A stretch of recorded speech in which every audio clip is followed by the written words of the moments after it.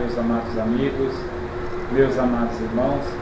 É uma alegria muito grande poder falar com vocês mais uma vez.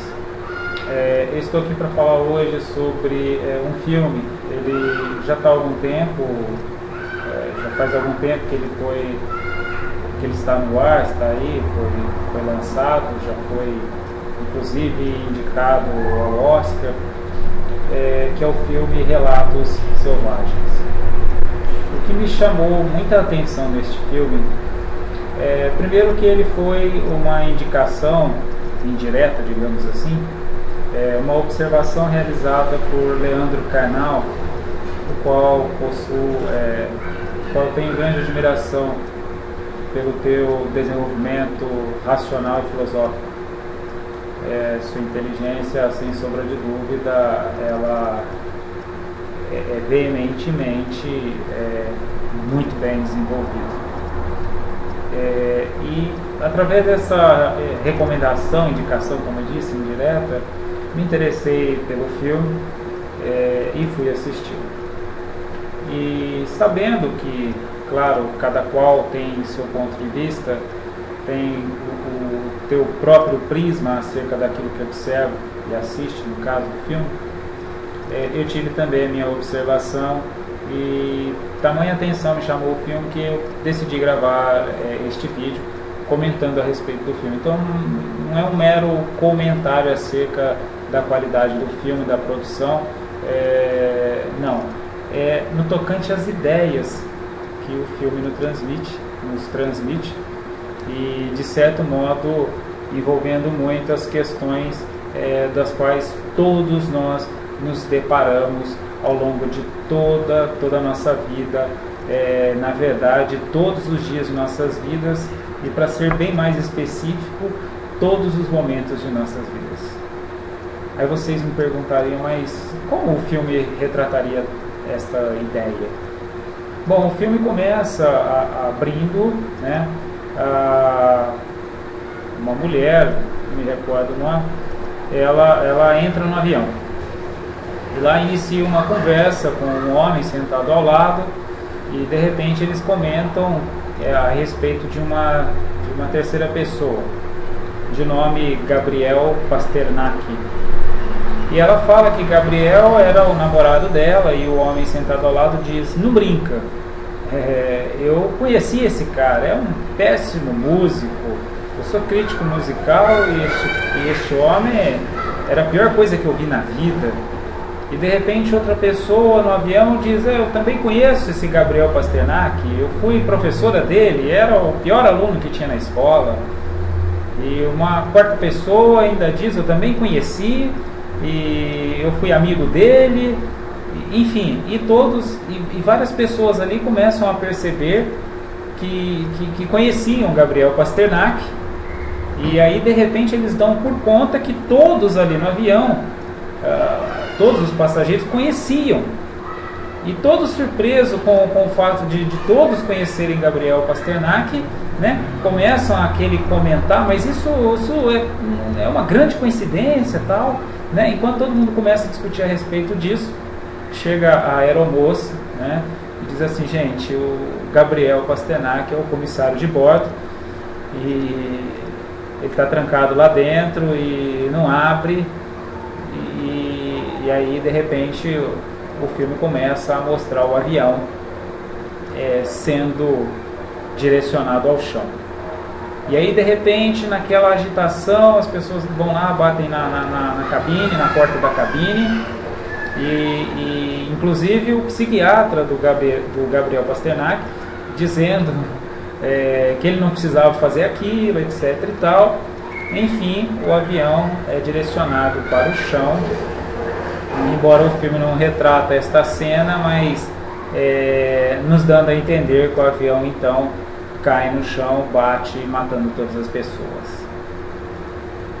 Aparentemente parece um filme peculiar, né? Até porque a história não é muito comum no cinema. Mas aí a gente começa a entender o primeiro nome do filme, Relatos Selvagens. E o filme inicia após esta história introdutória inicia mostrando fotos de predadores, de raposas, de grandes crocodilos, de leões. E a gente começa a entender então porque a produção do filme, né, o diretor, no caso, a direção, chama de relatos selvagens. Você não tem selva propriamente dita nas histórias do filme, e sim todas as histórias acontecem dentro de cidades. É um filme que conta, se eu não me engano, 6 ou 8 histórias. E aí, de repente, a gente começa a refletir, então, por que relatos selvagens? E a gente começa a observar que a ideia é transmitir, assim, no meu entender, a selvageria dos nossos comportamentos, as atitudes selvagens que nós temos constantemente e nós não nos damos conta.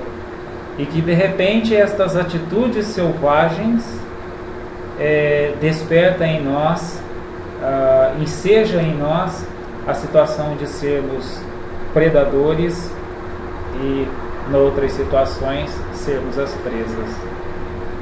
Então a gente começa a perceber que o filme tem uma proposta muito profunda, principalmente no quesito social, porque nós discutimos tanto hoje nas questões sociais a questão das políticas governamentais, dos sistemas de governos, das filosofias partidárias, das posturas partidárias, enfim, discutimos tanto e ao mesmo tempo parece que há um mar de discussão e ao mesmo tempo gotas de solução, né? Onde parece que muitas pessoas têm a impressão de que o governo está ruim, de que o sistema está ruim, de que a vida está mais difícil por conta de desemprego, saúde e assim por diante, né? E este filme então nos traz a reflexão de que, se tudo isso está acontecendo, estas coisas, digamos, não positivas, por que estas coisas acontecem? Essas coisas são autônomas em si. Elas não possuem um sujeito que as controle, que cesse estes acontecimentos que nós não desejaríamos. E o filme então nos traz esta reflexão. Será que nós estamos meio que alheios a estes acontecimentos? Será que todos nós somos vítimas de um sistema? Ou, na melhor das hipóteses, vítimas de alguns governantes, dezenas, centenas, milhares, tanto faz, perante a um país de 180 milhões de pessoas e a um mundo de 8 bilhões? Então, o filme começa a trazer esta reflexão.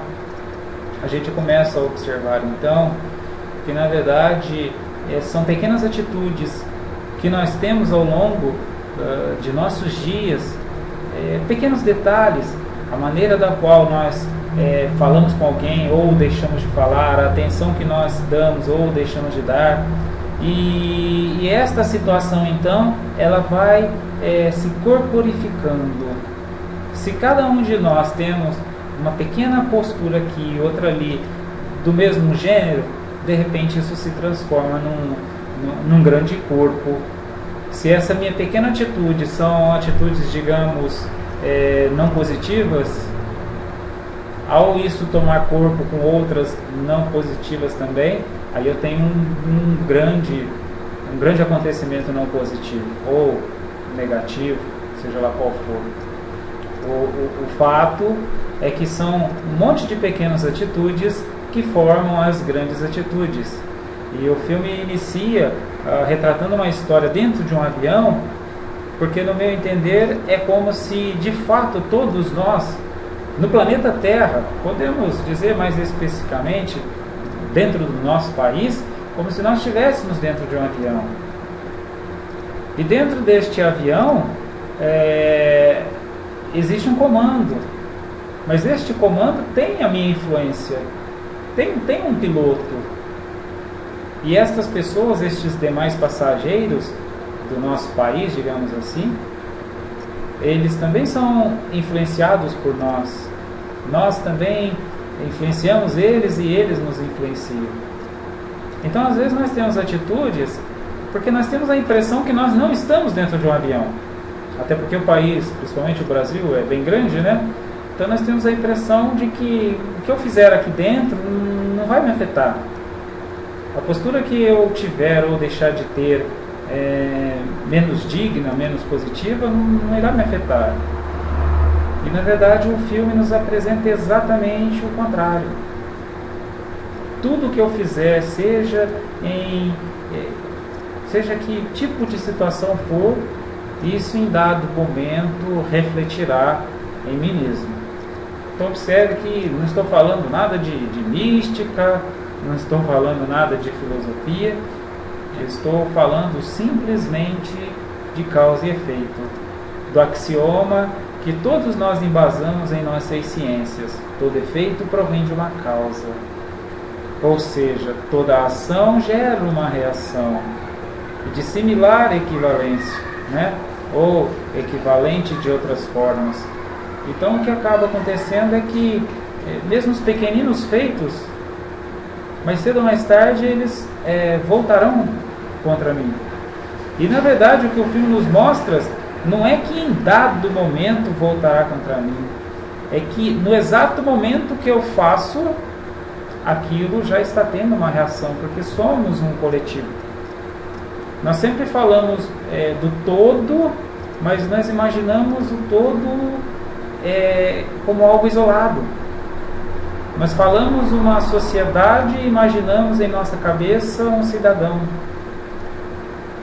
Ou seja, não há melhoria para a sociedade se cada membro dessa sociedade não entendê-la como uma sociedade.